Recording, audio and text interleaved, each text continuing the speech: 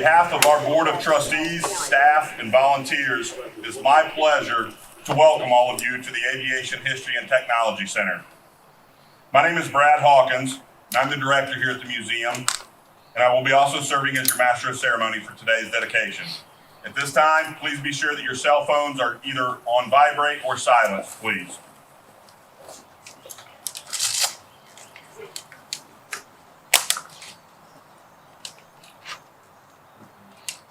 Since today's ceremony is outdoors, during the national anthem, active military members should render a salute, retired military and veterans should salute or place their hand over their heart, and civilians should remove any headgear and place their right hand over their heart.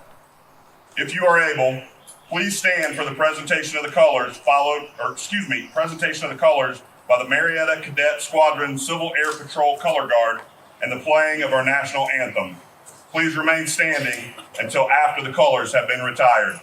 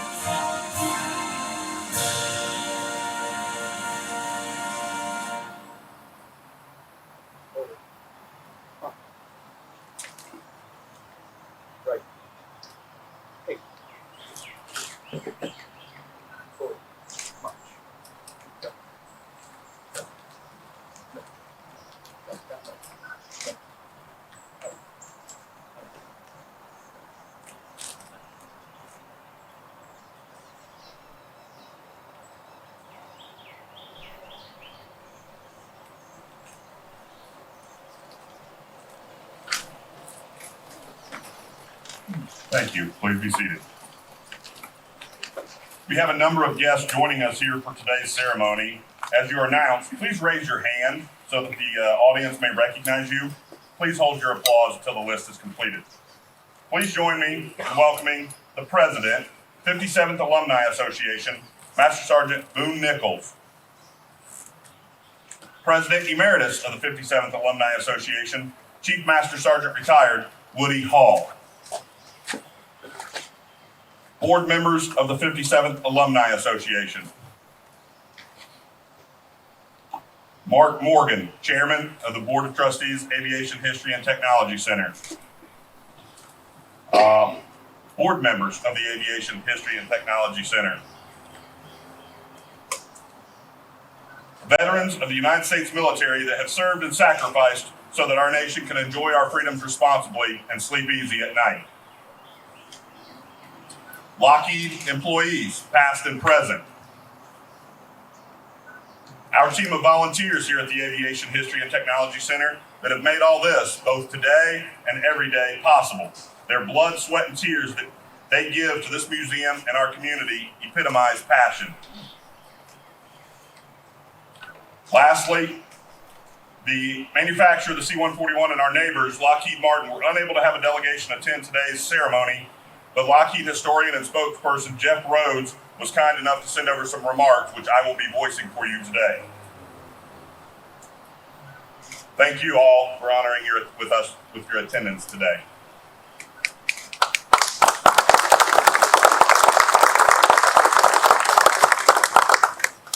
And now I ask that you all join me in a moment of silence for all those special angels who contributed to the legacy of the C-141 StarLifter, but we have lost along the way. We know they are looking down upon us with pride today.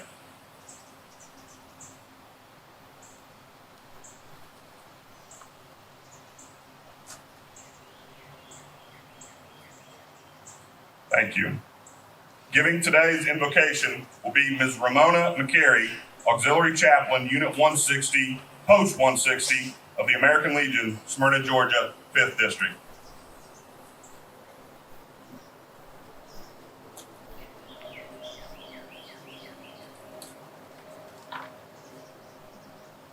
Thank you, Brad.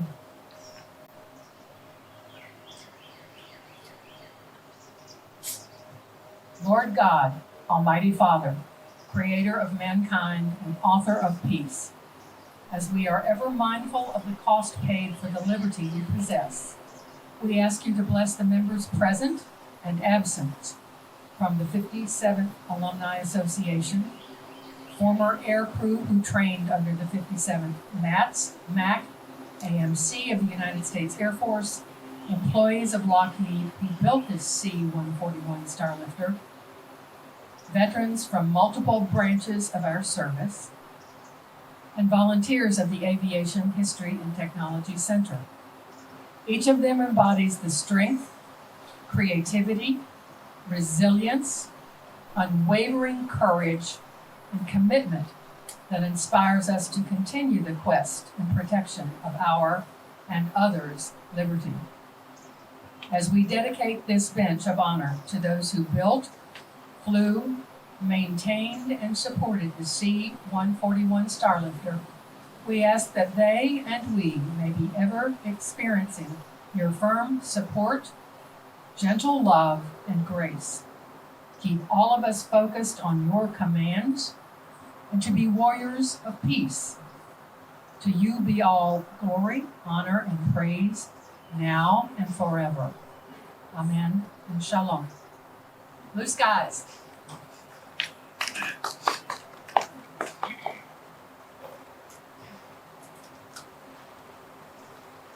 Thank you. Thank you, Ms. McCary. On December 17, 1963, 60 years to the day, Orville Wright achieved the world's first man-powered, sustained, and controlled flight by a heavier-than-air vehicle at Big Kill Devil Hill, North Carolina. Lockheed Georgia test pilot Leo Sullivan started the four Pratt & Whitney TF-33-P7 turbofan engines of the first C-141 StarLifter and taxied to the end of the adjoining Dobbins Air Force Base, located just over the hill to your right. The first C-141 StarLifter, the world's first jet-powered transport, light at a mere 190,000 pounds, rose gracefully into the air. The crew conducted basic airworthiness checks with the aircraft, which was built on production tooling as there was no prototype, and during the 55-minute flight before coming in for a gentle landing. On May 6, 2006, the last C-141 in service was retired to the National Museum of the United States Air Force after a Finney flight that took 45 minutes to cover the 3 miles between the two sides of Wright-Patterson Air Force Base. In between those two flights, you might say a lot of things happened. The StarLifter was the mainstay of the U.S. Strategic Airlift Fleet during a 43-year, 10.6 million flight hour career. Entering operational service in 1965, the C-141 played a major role in every U.S. military and nearly every humanitarian action during that span. Even before the first flight, the StarLifter was making its legacy. The aircraft was a notable one here for Marietta. It was the first major production project taken from drawing board to flyaway, and the Marietta site feeder plants were established to support the program. The development and production efforts were also the vehicle used to desegregate the company's workforce. Under a U.S. government plan called the Plan for Progress. The Plan for Progress was eventually adopted by more than 120 large companies across the country to integrate workforces within the defense industry. Rollout of the StarLifter, which was chosen actually by employees named the plane contest, came on August 22nd, 1963. Following that, a total of 285 C-141 aircraft were built from 1963 to 1968. The StarLifter recorded a grand total of 10,640,908 flight hours with an average of approximately 38,494 hours per airframe. StarLifter crews participated in every military operation from Vietnam to Grenada to Iraqi freedom, carrying supplies, equipment, and for the last full measure, repatriating remains of fallen service members back home. Several StarLifters were modified for involvement with special operations or SOL missions. C-141 crews also performed humanitarian relief to nearly 70 countries on all 7 continents.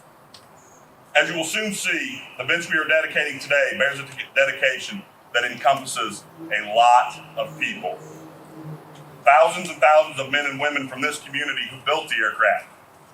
Thousands and thousands of men and women who proudly wore our flag on their flight suit and demonstrated the power of freedom with the help of the StarLifter. Thousands and thousands of men and women who kept the StarLifter flying for over 40 years. And then there are the millions of people who in some way benefited or were affected by the StarLifter's capabilities. As a historian, I know there's documentation out there of the countless millions of pounds of cargo ferried across millions of miles around the globe. I also know that there are millions of stories that truly make this aircraft special.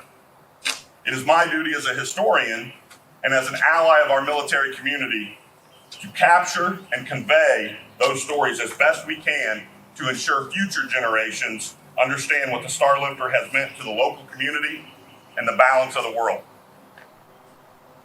It is the people, including many of you, who live those stories and who bring the greatest honor to the aircraft.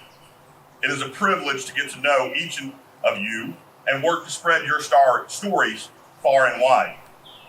Alone, the aircraft behind you is just cold metal, rubber, and plastic. However, because of the people who built, flew, maintained, and supported the StarLifter, it was an overwhelming triumph up there.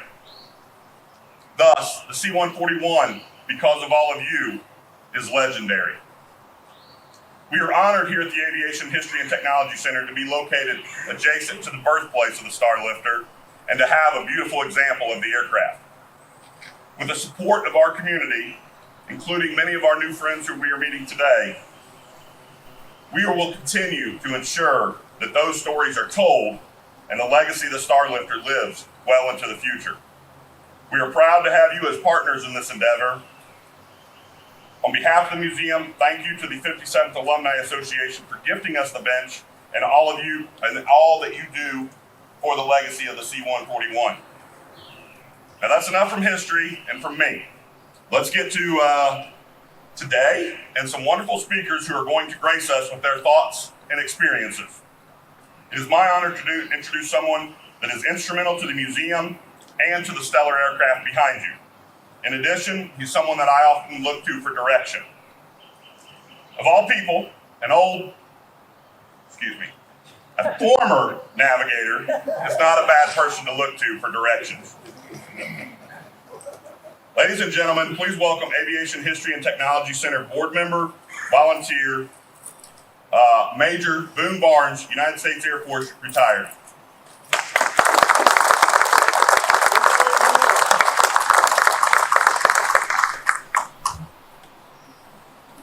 Thank you for that, Brad, I think. But there's some folks I'd like to thank in regards to this particular project and exhibit that we are dedicating today. First of all, Mr. Ben McDonald, he's the manager of the Powder Springs Home Depot store. He had his staff at the store petition the Home Depot Foundation to fund this project, and it was approved, fortunately. And on his staff, Let's see here. Mr. Cale Self, who actually did the legwork and submitted the petition. Cale also ordered the materials for the hardscape that we have here in the exhibit. He put together a team that came out from their store and actually did the physical work of putting this together. And so we want to thank them. Would also like to thank the Mini Direct Wholesale Landscape Facility here in Marietta, which is actually just across the railroad tracks from us over here. And Miss Betsy Nelson, who actually did the landscape design for the project. And Andrea Thibodeau, who is the manager of the store over here, who approved getting us and gifting us the landscape. I can't go further without recognizing Mr. Bill Payton. Bill was a former Aviation History and Technology Center board member. He was the driving force behind the restoration of 186 that's here today. Unfortunately, we lost Bill just before Christmas, about a year and a half ago. But I know Bill's up in heaven looking down today with a big smile on his face. After graduating from Clemson University, Bill's first job was at Lockheed. He graduated in 1958. So he started with Lockheed shortly after that. His first assignment was to help design the flight deck on this airplane. When Bill retired from Lockheed, he was the program manager for the C-141 program. I myself had the pleasure of being a student of the 57th on 3 separate occasions. The first was right after NAV school, coming from Sacramento, California, where NAV school was located.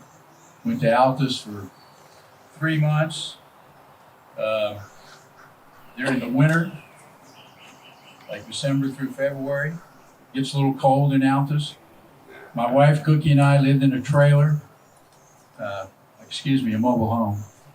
I knew a fellow from Miami, and I knew a fellow there who sold mobile homes down there.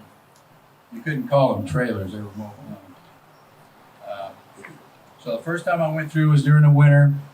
About 2 years later, I came back to Altus for airdrop school for a couple weeks there, and that was during the summer. And it was hot, and that's where I learned about weather radios. I was in the queue, and all of a sudden my radio went off. I'm like, what the heck's going on?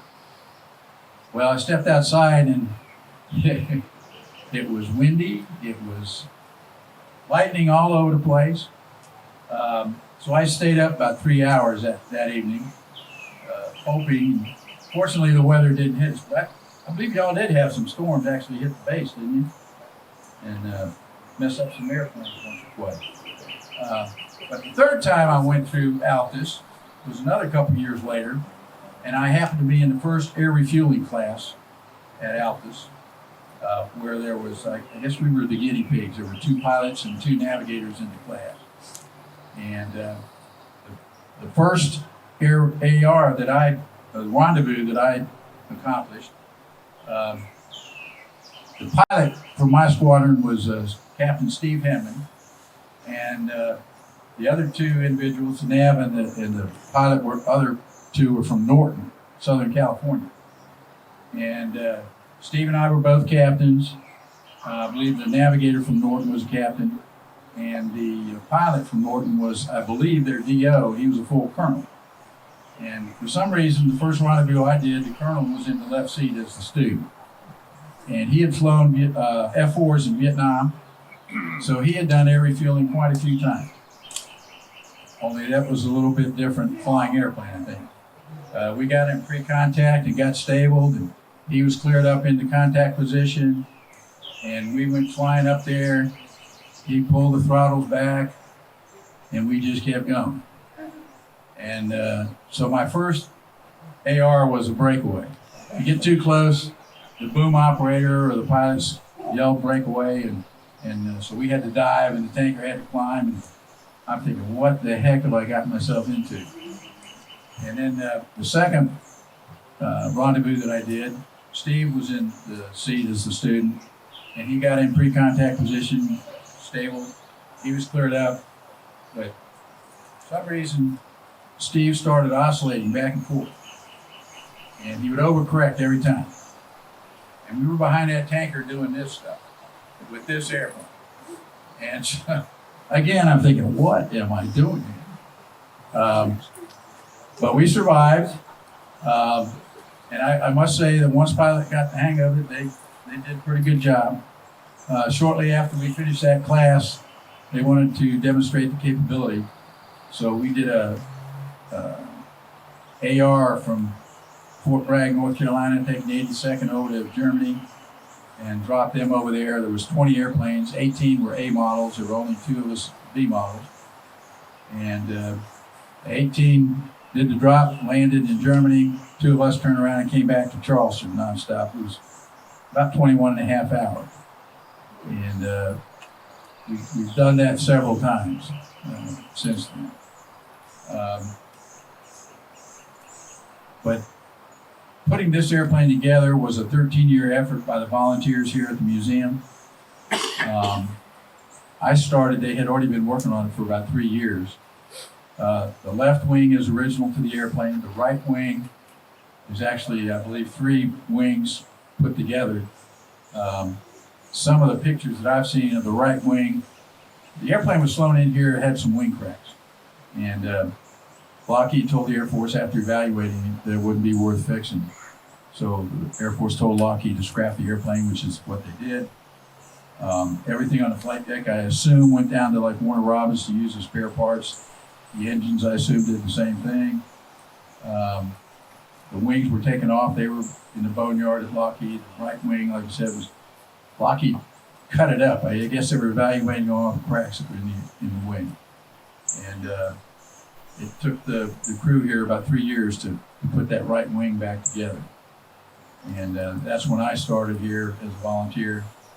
And we shortly thereafter got the wings put on. We had a lot of help. The restoration crew and the museum down at Warner Robins helped us all they could. They gave us the spready bars to lift the wings, get them on. Mr. Richard Inglesby, who owned a crane company just a mile down the road down here on the other side of the runway, was a tremendous help to this museum. He provided the 2 cranes to lift the wings. He built out of steel framing a cradle to hold the wings as we got it in place and got it tied down. I know John Kennedy and Don Dykes spent an afternoon or 2 inside the center wing box putting bolts on to get the wings put back together. When I was flying around in these, I never dreamed that I would be crawling around in the center wing box. I got to do a little bit of that myself. But Mr. Richard Inglesby was a tremendous asset to this museum. Mr. Tim Cantwell, when Bill and I were trying to get this airplane put back together, Mr. Tim Cantwell was the airport director at Mid-America Airport, which they built after I left Scott. They built this airport terminal on the other side of the runway. And so there's now a civilian airport co-located with Scott Air Force Base. He ran that airport. He had 70166, which had been an Altus airplane, and under contract with the FAA, he was doing firefighter training using that airframe. And Bill Payton discovered that he had that airplane up there, and Mr. Cantwell said, well, I can give you the stuff if the government will let me. And they wouldn't let him. So we paid $5,028 to get the ailerons, the flaps, the wingtips, and the leading edges of the wings. And we took 2 trips up to Scott. I was putting out stuff on Facebook, and the 141 community was giving us parts here and there. And I got a call one day, the guy up at Scott said, hey, the reserve unit here at Scott helped us paint our airplane that's out at the gate. Maybe they'll help you guys. And so a fellow named Larry Strube, who happened to be another 141 Navigator, was the president of their air park up there at Scott. And he agreed to approach the 126th Air Refueling Wing in Illinois National Guard, and they offered to help us. So on the 3 trips we went up there to get parts, they provided manpower, the stands, the equipment, everything we needed. So what you see here today is a lot of people helping out this museum to put this airplane back together. Now, Mr. Cantwell, in his contract with the FAA, Bill and I noticed that his contract said that after 5 years of him doing this training, he owned the airframe and he could give away the airplane if he wanted to give parts away. And so Bill and I we didn't have the $63,000 they wanted for the engines and the pylon, did we, Mark?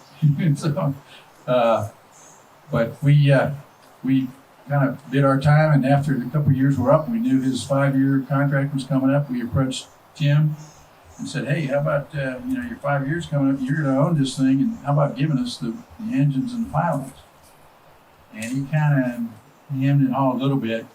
So Bill and I put together a letter for Tim to sign to the FAA saying, hey, this is what my contract says. I'd like to give this museum the engines.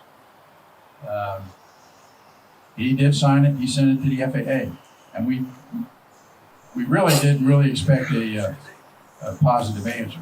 And we certainly didn't expect it in 4 days. But 4 days later, the FAA contacted Tim and said, that's what the contract says, so give them the engines. So we've got these engines given to us. We did have to pay a trucking company from Cartersville about $2,400. They gave us a break to bring the engines down. I will tell you one little, I thought was kind of comical.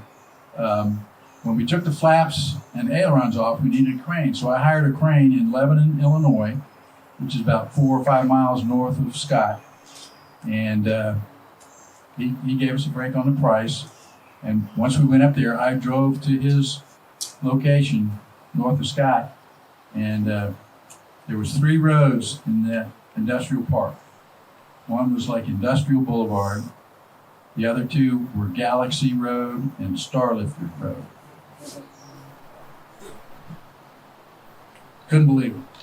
He happened to be on Galaxy, but the 2 other roads in that park were Galaxy and StarLifter. And I thought that was a sign that we were going to get this done. And I want to thank you all for being here today. And I hope this is a legacy to the 57th that will last for quite some time. Thank you. Take your place for the unveiling of the bench.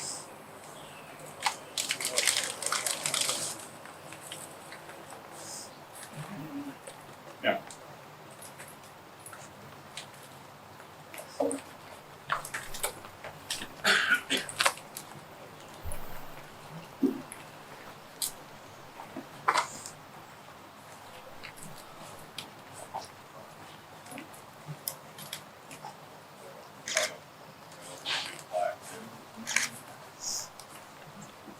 All right, so we're going to need everybody's help here. On 3, we're all going to say StarLifters, okay? Everybody ready? 1, 2, 3, StarLifter.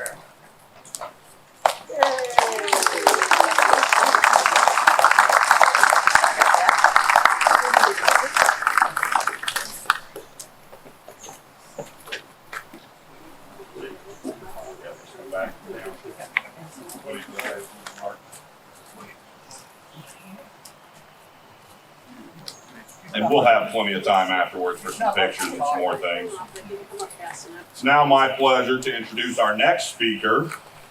This gentleman has been through a lot with us, as Boone started to allude to, trying to get the bench installed and dealing with some, quote, delays that were out of any of our control. Please welcome President Emeritus of the 57th Alumni Association, Chief Master Sergeant Retired Woodie Hall.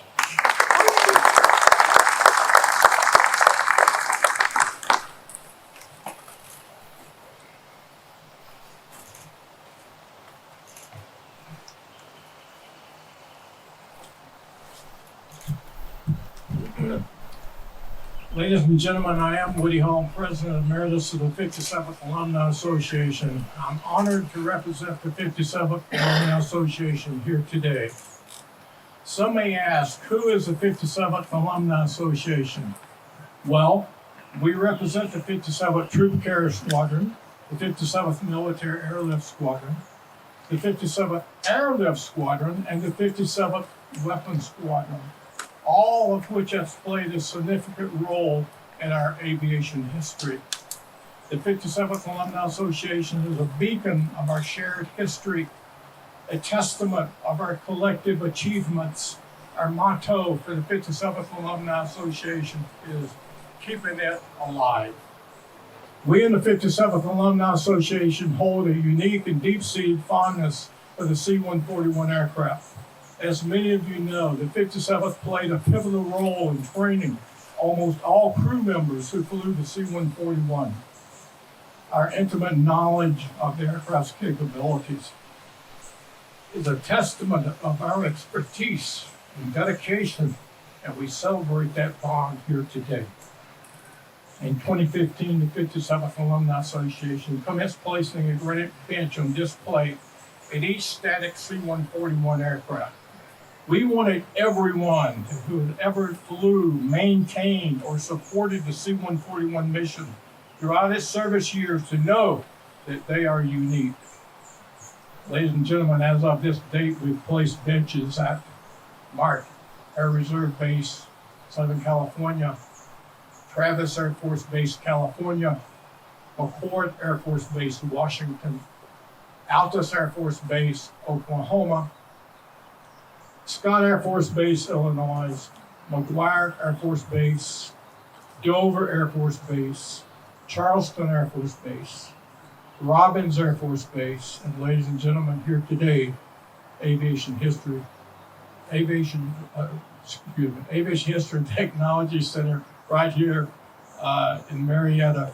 And I'm so appreciative that we've given this opportunity to honor this aircraft and the people who flew, supported this aircraft throughout the years. The first C-141B aircraft arrived at Altus Air Force Base on 21 December 1979. The 57th immediately commenced transition training to the C-141 aircraft. Now, I must say initially, we're talking of the B model aircraft, and we use the term transitioning. There were two phases to this, just to fly the aircraft. One, you had to have a ground school, and that varied for each crew position on the C-141 aircraft. Secondly, for the pilots, this was tough, folks. The pilots had to make a takeoff and landing in the C-141B aircraft in order to be certified to fly this awesome airplane. I will tell you that C-141B 660186 would arrive at Altus Air Force Base in early 1980.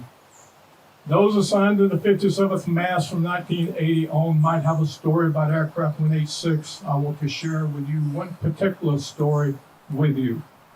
At the particular time, the commander of the 57th Military Airlift Squadron was Lieutenant Colonel John Tate. Colonel Tate was directed to assemble a C-141 crew consisted of instructors, flight examiners, and they would take this aircraft, 186, and go to the West Coast, starting at Norton Air Force Base, and go to Travis, also with 22nd Air Force, and home to McCary. And they were to train every instructor, flight examiner that was available on this particular aircraft. We begin phase 1 training. Colonel Tate, because of this activity, became attached to this aircraft. Now, I can't speak to other aviators that's in this group here today, but myself, I started flying an aircraft on the EC-121 many years ago. And I have to say, I grew attached to it, and you won't have to listen to that story. I flew this many years. I was attached, but not like the EC-121. I think that's the way Colonel Tate felt about this aircraft. I hope that you get the feel of that when I say he was attached, he was passionate about this.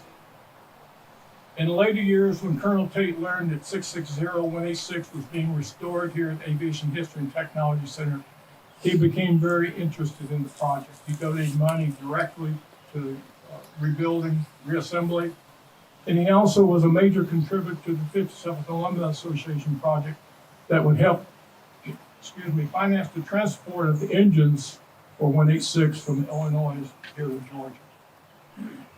So I wrap it up just telling you that Colonel Tate had a particular special interest, or I should say fondness, for aircraft 186. And that's why today, ladies and gentlemen, a special plaque is placed here at 186 beside this beautiful bench to honor Colonel John Tate. And the plaque, ladies and gentlemen, resides here. Thank you very much. It's an honor to be able to participate.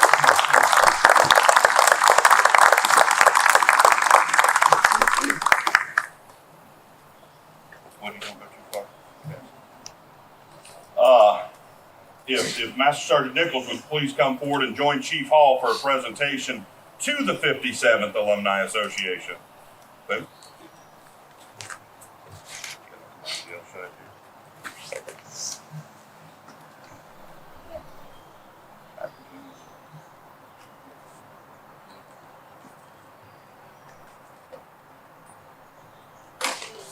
So, Boone is presenting to the 57th Alumni Association an award that we have here at the museum called the Engine of Change.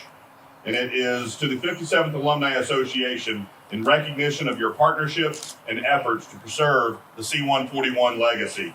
Then it has one of our challenge coins down at the bottom to kind of symbolize what it means for this community, Lockheed Martin, the Air Force Base here, and the birthplace of the StarLifter. We're proud to have the 57th as partners in preserving that legacy.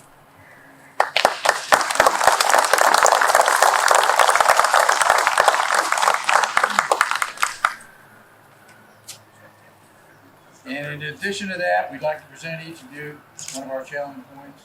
Thank you.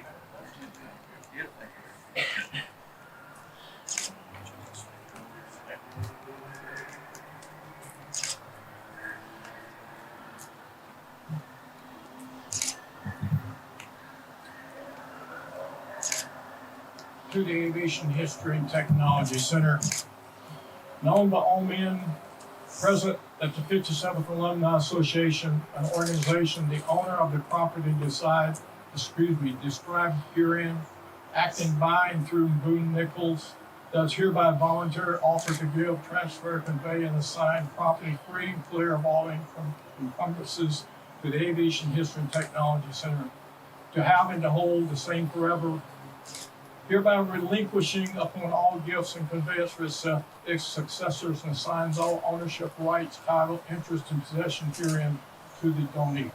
The donation is one black granite bench. The 57th Alumni Association has fixed its seal and calls this instrument to be executed by Boone Nichols, President of the 57th Alumni Association, for in behalf of the 57th Alumni Association, 27 April 2000.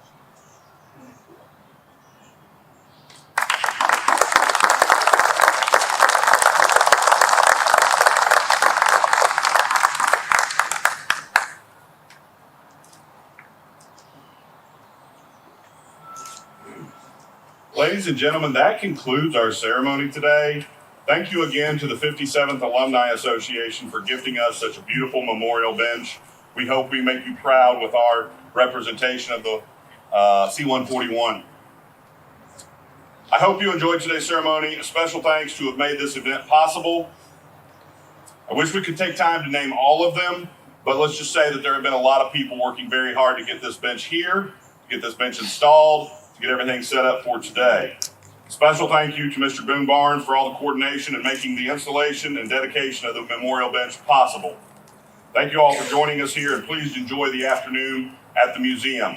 I want to remind you, the panel up here for C-141 related crew members, personnel, manufacturers, please sign that. It's not just signing a panel. The panel actually is going to become a living part of the aircraft exhibit. It will be placed inside on one of the overhead panels as we fill it up, which we should be filling the first one today. So please take time to sign that.